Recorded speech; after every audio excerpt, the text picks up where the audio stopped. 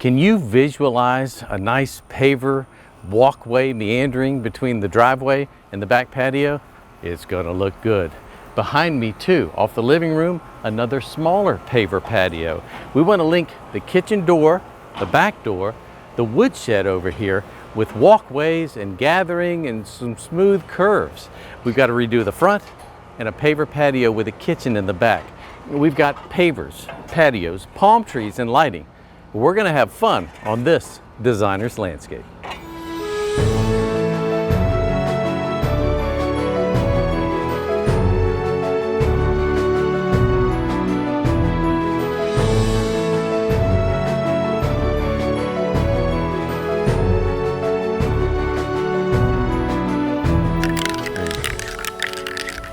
I thought I would paint out the lines of the design that I've done.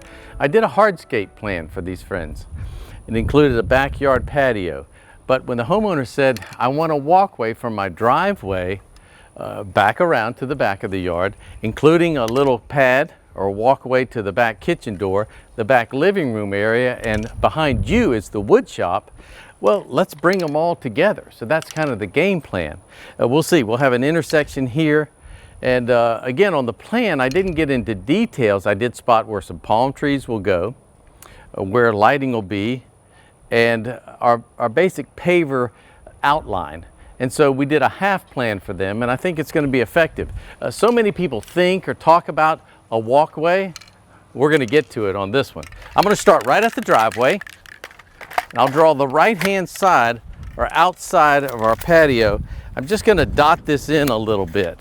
I want to swing out, then I'm going to swing back here.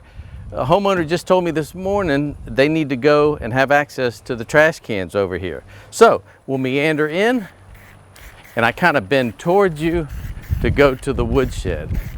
Now when I confirm where these lines should or should be, I'll make them solid. This concrete pad here, it is recessed, but a full paver on top might go too high, so we may have to pull that out. We'll see. Now I've got to make this work from here to the back kitchen door. So let's go like this, and then that'll go that way. I don't want to get too squiggly, but I like the way that meanders. Now I may not have that 3-foot width everywhere, but this will go to the other patio, and coming off of here, I'm going to draw my back line, which will be something like this. Good, going all the way back to the driveway. I kind of like the way this is feeling. I don't know what you can see, a little bit of an intersection here where these 3 different walkways meet. So let me continue what's going to be the inside coming off of this pad. That'll take us, I want a nice big radius, and this is going to be cool because coming off this corner is going to be a little paver patio, and I'm going to swing this out all the way and bump it right here. Now I want to make sure that radius works for us. So I may make that a little bit bigger. Okay, my walkway back from here is going to be joined like this. Now, what we do at this point with the patio here is it serves as the walkway, if you will. We're walking through the patio, and then the walkway continues from there to the very back. That comes actually later. He's got to get his posts in for what will be an outdoor, an enclosure, and we'll have a kitchen and everything there. I think I like these lines. I'm going to draw them kind of solid so you can visualize it. We'll have to remove the grass. Let me ask you this. Do you think we should just keep just turf grass here? No, especially at this intersection. We've got to kind of consider some landscape. Let's see how that kind of peels through here where we can make some nice beds.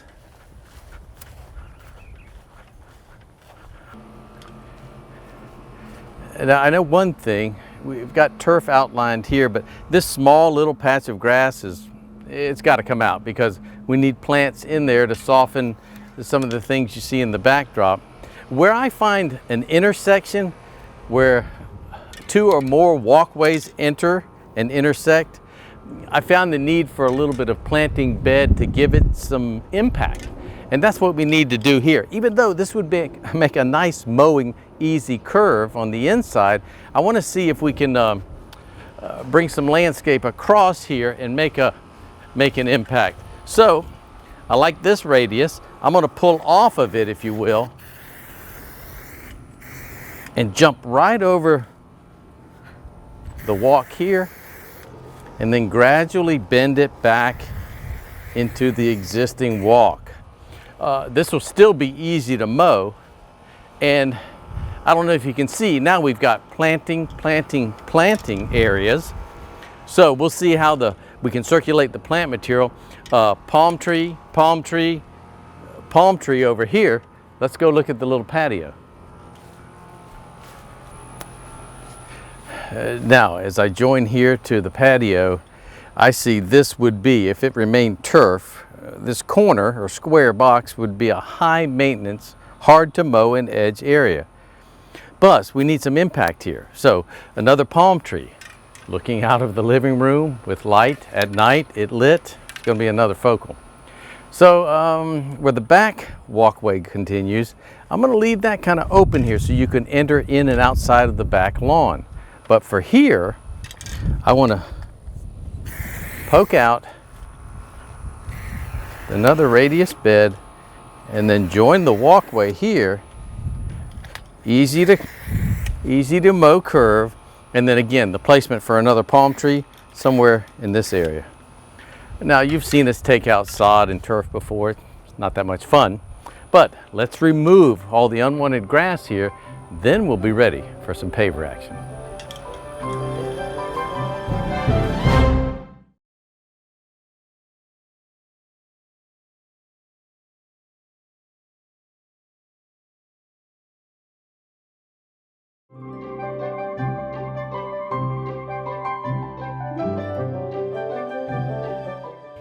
So several days have passed, but we've taken out the unwanted grass in our paver walkway areas.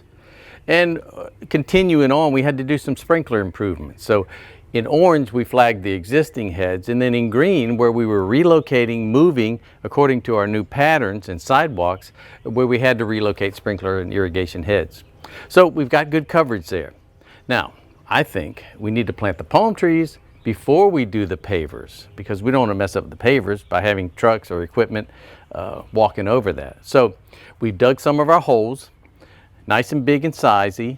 We may have to fine tune those, we'll see that. But we're waiting on palm trees. Let's go back and take a peek at the progress so far. Now, you remember our walkway meandering through here? Palm tree. We've piled up our dirt out of the way and in the bed areas or pathway areas to try to keep the lawn as clean as possible.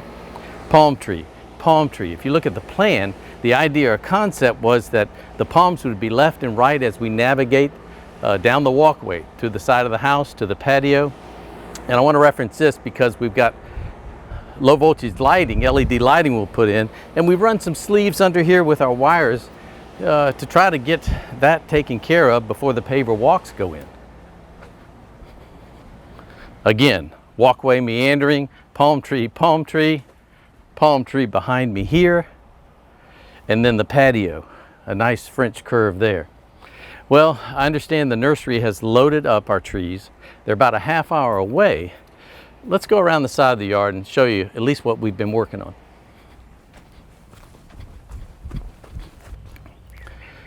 I'm at the backyard corner of the existing patio. Now we have plans for this area, a big French curve patio that's going to be enclosed.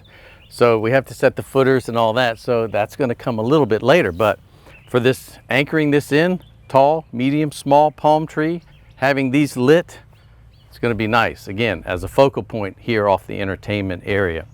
Well, main road out here, and the homeowners want some privacy. This is what I came up with.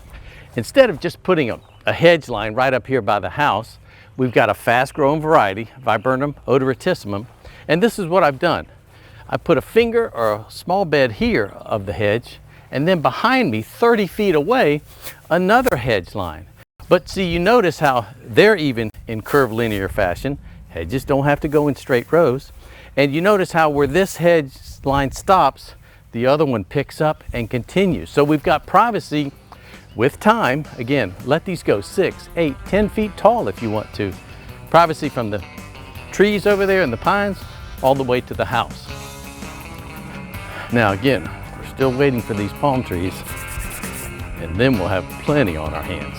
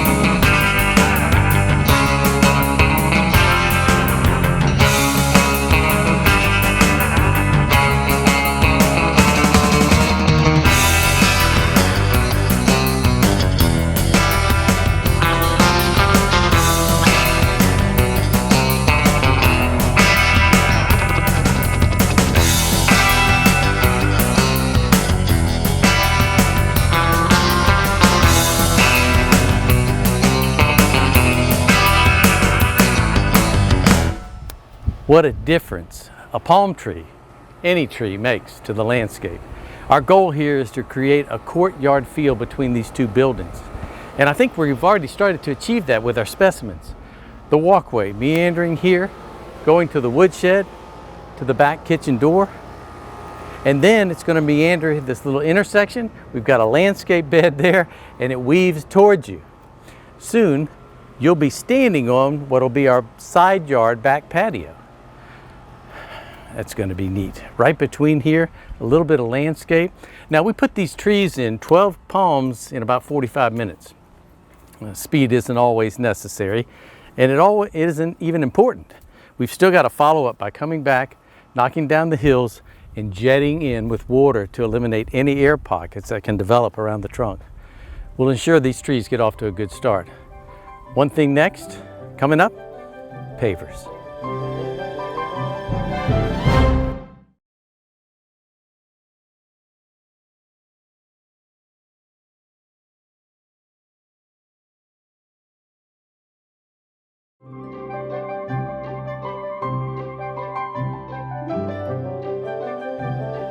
Okay, we've got some catching up to do. We've been dodging rain in and out for 10 days, off and on.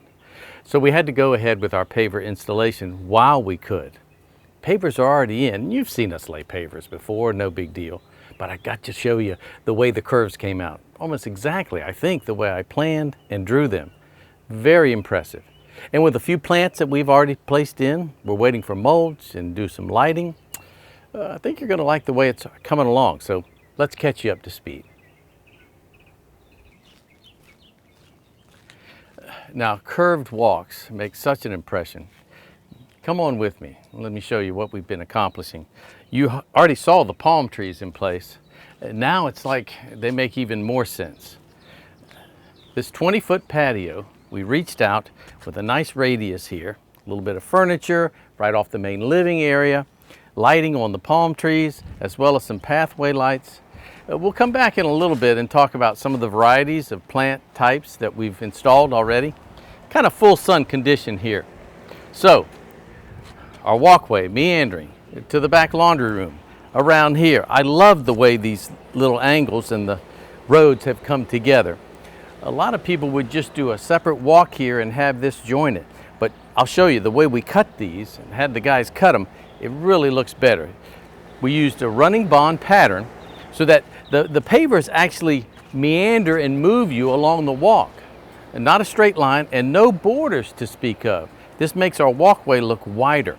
I've seen people come in and run a walk and then put borders on it, and it looks like the walkway is only 18 inches wide because of the border. Well, with the running bond, again, it just leads you right down the path.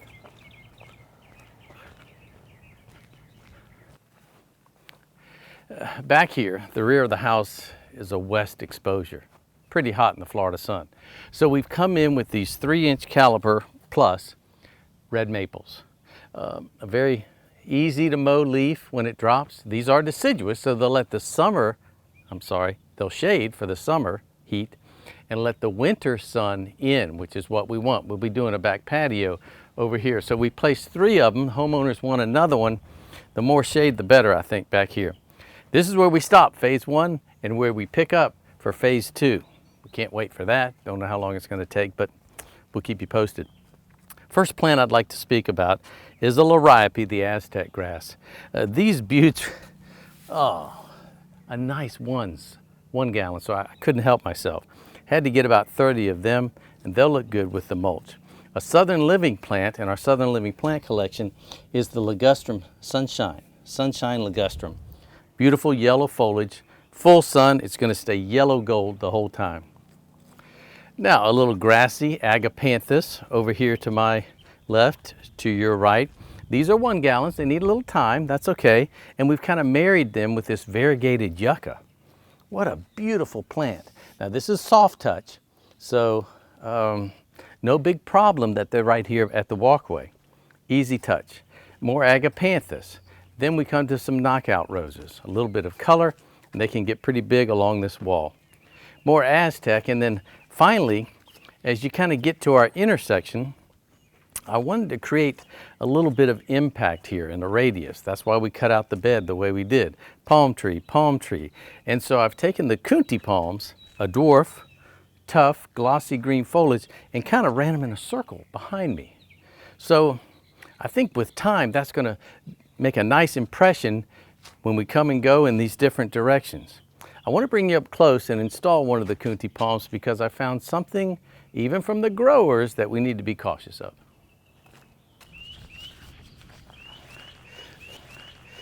Now, nurseries aren't perfect, just like other individuals, but installing a plant too deep, even from the grower's perspective, is not really good.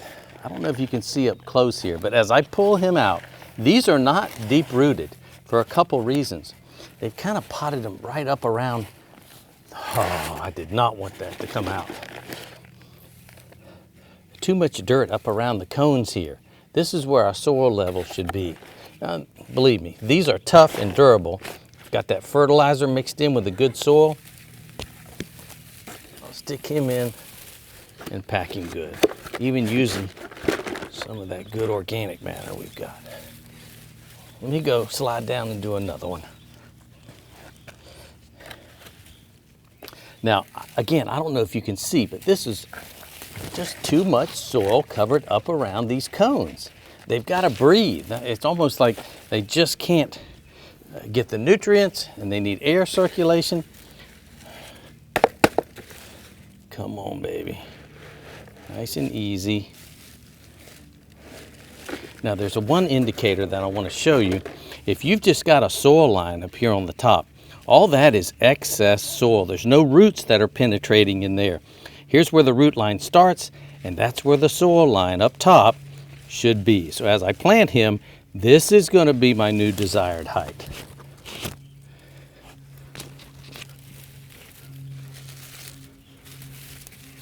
There's that new soil line.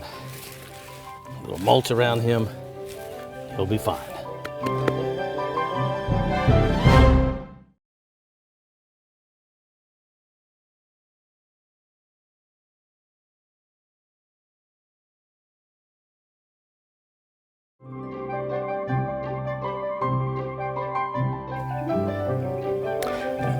Since we're talking about plants, we're going to continue our plants. I'm in the front porch, really patio. 250 square feet here. And what we did in order to eliminate the step, and I always prefer this, instead of using a small tile paver, we used a full 2 7/8 inch paver. Laid right over the concrete, used polymeric sand to lock all this in, and so it's wheelchair or user friendly from the driveway all the way right into the front door. I mean, it's the only way to go. So consider using a full paver. The tiles can crack, they might not take the traffic as well, and you've got the same look on the top. One more note on our paver entrance is that this came out with concrete and had a flat nose, but now we've improved that radius by coming out with a nice curved border that really accents the curve between these two big columns. Well, coming down the line, I want to show you this cordyline. It's kind of a burgundy gray, but what a beautiful spike plant. This is, I primarily picked it for its foliage color. And then in front of it, the gold lantana. This maroon or burgundy with the gold are going to contrast really well. Now we've also used some knockout roses. And at this point, with the palm tree over here, I've tried to create a little bit of circulation left and right with the lantana. Agapanthus to this side, and then juniper. You'll watch how that crosses over the walk. But I want to show you a couple other things, the knockout rose and this variegated red ruffle azalea. This is a dwarf, a nice red flower that is going to contrast well off that variegated foliage. Here are the tie plants for a little bit of color. Now, we're in the west side of Jacksonville. It gets pretty cold, and they lost some plants like this last year, but because of the color, why not? He wanted a few, so we got a few. Can you see the juniper crossing over from left to right? And then agapanthus right here at the where the walkway meets the driveway. So we've got some more pine straw to lay here and a few plants to plant, and then we'll be ready to talk about lighting. Primarily, I want to use two types of lights, if you will, or two different type of lamps. An uplight, like a bullet, this will uplight the palm trees. And sometimes, like in the front of the house, I'll use it to show off the architecture, like we want to do the columns and then a few other walls. But in the back here, we've got window lighting. And so we don't really need to light the house as much as we do the pathway with this pathway lamp. Again, something like this will throw a 12-foot radius of light on the path. Now, there are all different types of lights, cheaper ones and expensive ones. This is alloy aluminum, and it's fine. I mean, I've used these for decades, and the reason I've gone to this smaller hat light is because it's easy for maintenance. When you lose a bulb or it goes out, this unscrews, you put the new bulb in, you're right back in business instead of undoing the whole top and pulling things off with a screwdriver. Higher maintenance. Okay, and in these, I take a regular lamp and change it to an LED bulb inside that's higher quality to give us the illumination we're looking for. The challenge I have here is which direction or angle do I want to light these palms? I mean, from your view, coming down the walk, if I was to put lights only on your angle, you would see them coming down. Well, what happens when you're coming back? Now, I've also got to consider windows, doors, and off the patio where the homeowner will be viewing the trees from this direction. So I'm going to have to do a little split, half and half. By placing them kind of off the house view, we'll get a little bit of turn on the corner and a little bit of illumination left and right. So we'll see how that works out. Now, all I've got here is a 14 gauge wire. What's nice about the LED lighting is that, like with these lamps and the new bulbs, well, I can throw between 35 and 50 watts comparable to a halogen for 7 watts on an LED. So, smaller wire goes a lot longer. You don't need 600 and 900 watt controllers that you used to have for these systems. Now 200 to 300 watts and you're doing good. I've got to cross the line over there to get that one standalone palm tree. I've got a fixture here and one behind me, and I join in. We'll have to go through the grass here as well. I've come under the walk, come under this walk with my wire, so I'm pretty much set there, but I'll have to see, here's my lead under this walk. So I'll go that way, I'll pick up here and go this way and come all the way back around. I've got one behind me there as well. And I've set the fixtures up and I just need to wire them up. Now I've got one little other run to catch at the end of the patio here.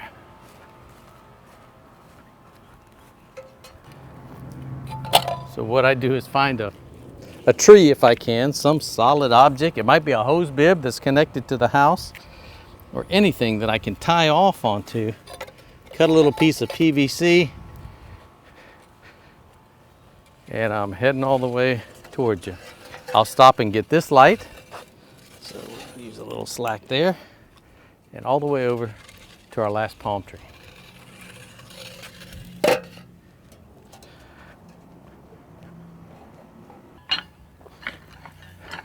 Well, at this point of the game, it's always good to remind us of the 3 functions that providing a thick layer of mulch have for a landscape. Number 1, cosmetics. I mean, look how that makes the plants just stand out. 2, moisture. That little bit of mulch, no matter what it is, leaves, straw, or whatever, helps hold that soil moisture right around the plant. And finally, well, to retard weed growth. Because anytime you've got a sprinkler system, the weeds just seem to pop up everywhere.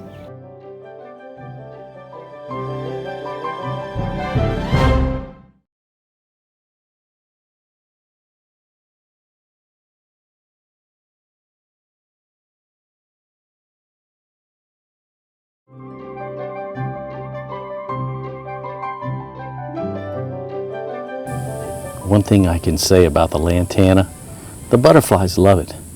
And many times before even we get the plants installed, they jump on this. Yeah, they're doing their thing. I hate to cut their food source, but see how this has grown over the sidewalk? It's been a couple months since we've been here, so we've let things settle in.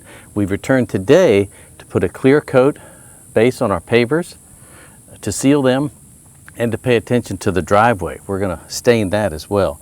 So in order to get to this, every bit of the walkway here, since we've got to really get our sealer right up to the outside edge, I'm going to trim this back a little bit.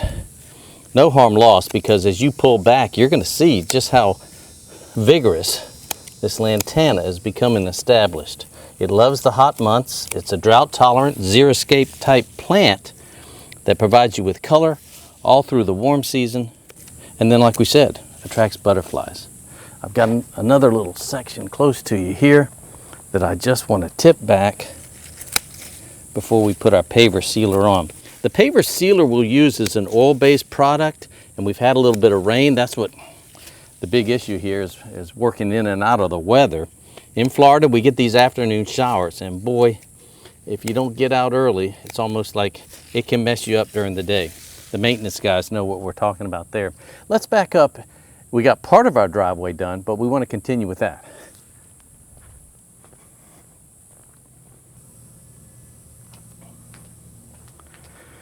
Well, the preparation for this was we etched it with muriatic acid. I actually put it into a 5-gallon bucket and mopped it on nice and sloppy.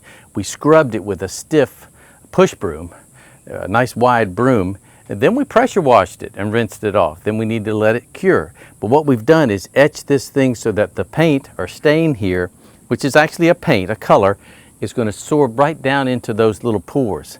And this is the first coat. We'll come in with another coat. You can see we've got some holidays here, but this concrete is so porous that it's taking it in or soaking in that first layer. So the second coat should go fairly easy because, again, the first coat is just drawing so much. I've taken a paint brush to strike in this outside line where the garage meets along the brick, and then a little roller to do our outside edge. And so really those are the only other tools we need other than our big roller. So we'll show you how we apply this. Rather than dip into a bucket or a paint tray, we're going to pour it on and roll it. Now, I don't know if it makes much sense to you not to dip into a pan every time you need a lot more paint, but pouring it on the drive right here, you can't make a mistake. Why? Because we're rolling right over it. Why would you stain or color paint, if you will, concrete like this?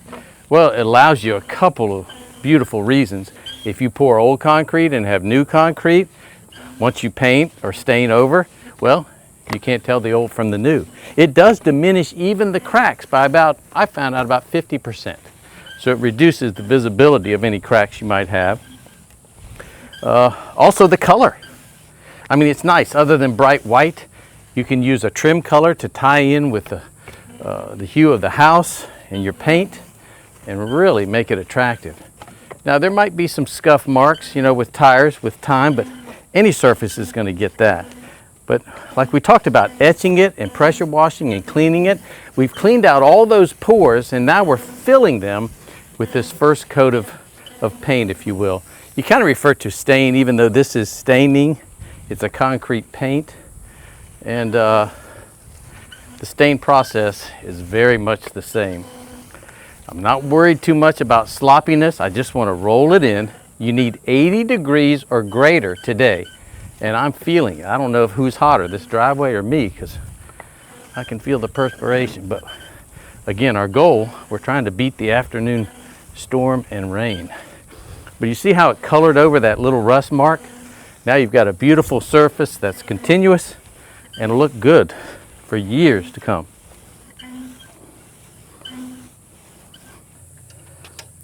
All right, while the driveway dries, we've got two good coats on there. And boy, what a difference already. The second coat did go on smoother, like melted butter, if you will.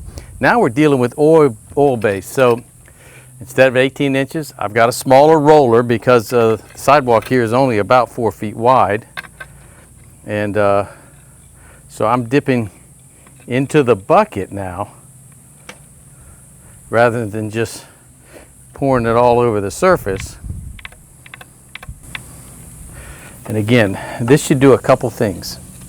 It seals the color so that it's nice and wet looking. I may have to come back on this point and just really hand touch that in. But I couldn't wait to see what this is going to look like. We will not need to two coat this. It is not necessary.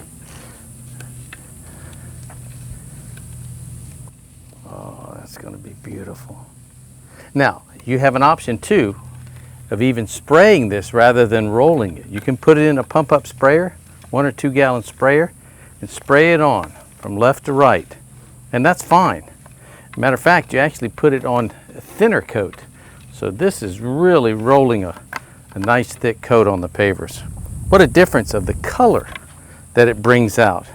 Now, I really wish the sealer would last a little bit longer, but this will have to be done, well, every couple years or so to keep this nice sheen sealed look.